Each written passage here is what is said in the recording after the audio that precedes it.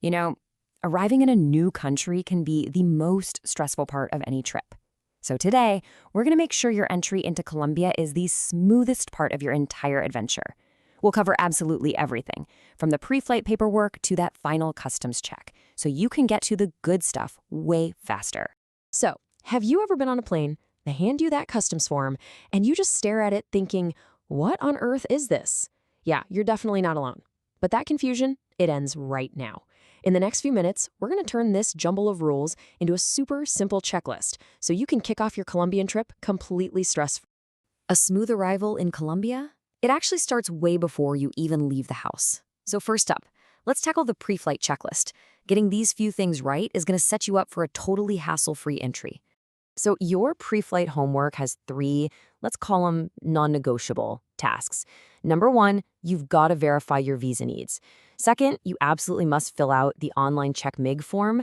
And third, it's always a smart move to review the latest travel advisories. Let's break those down. All right, first up, some really good news for most of you watching. A lot of nationalities, including U.S. citizens, can enter Colombia totally visa-free for up to 90 days.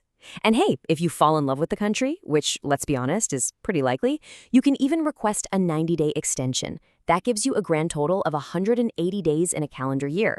Okay, listen up, because this one is super important.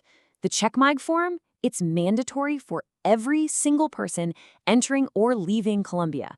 It's also completely free on the official government website, so watch out for any shady third-party sites trying to charge you.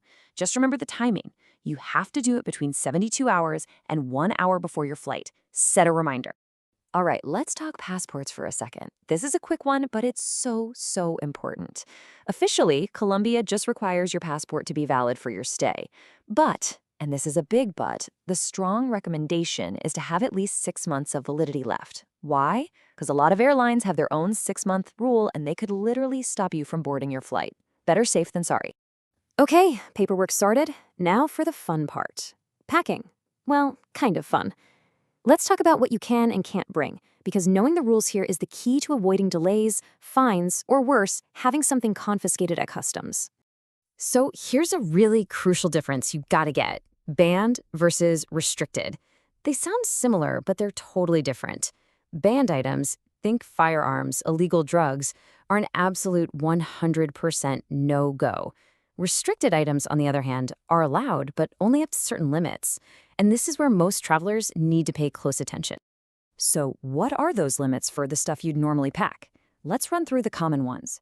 For your personal use, you can bring up to 2 liters of alcohol. For tobacco, it's 200 cigarettes, or 1 carton. The electronics rules are also pretty specific. You can have up to 3 cell phones.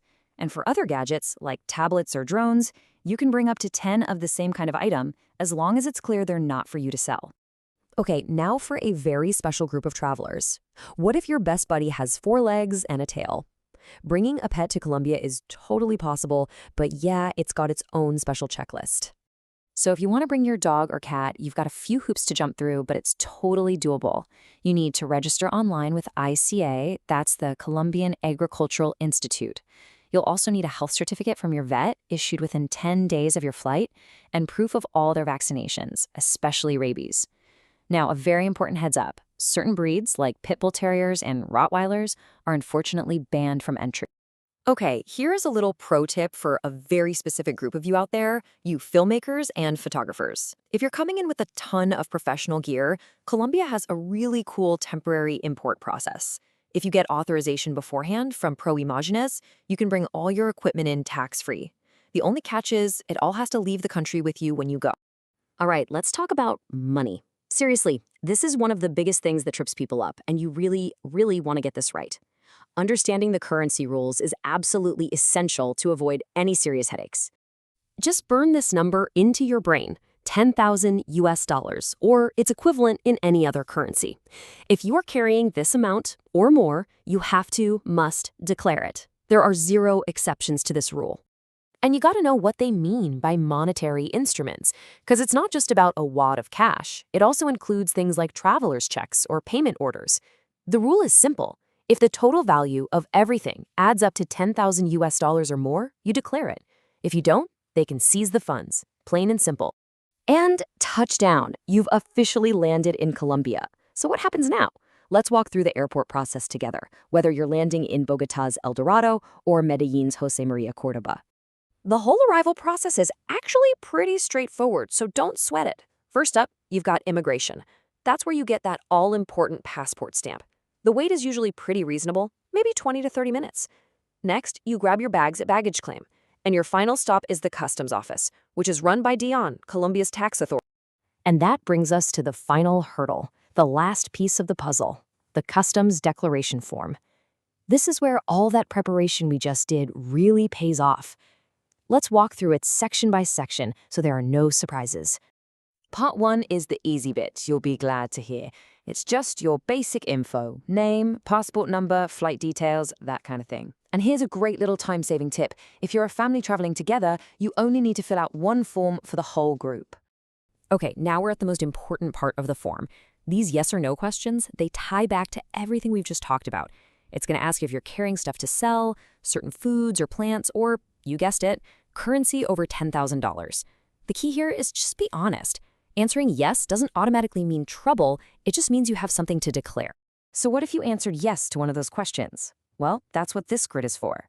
This is where you list out the details. Just think of personal effects as what you'd reasonably need for your trip. Anything beyond that, especially electronics over the limit or anything you plan to leave or sell in Colombia, that's what needs to be listed right here. All right, so that was a lot of info, I know. So let's boil it all down to the 3 absolute must-know takeaways. 1.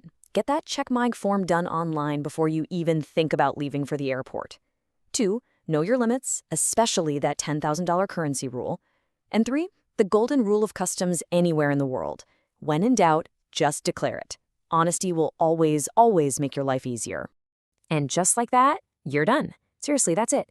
You are now fully equipped to breeze through your arrival in Colombia like a pro. With all the boring paperwork out of the way, you can focus on the amazing experiences that are waiting for you.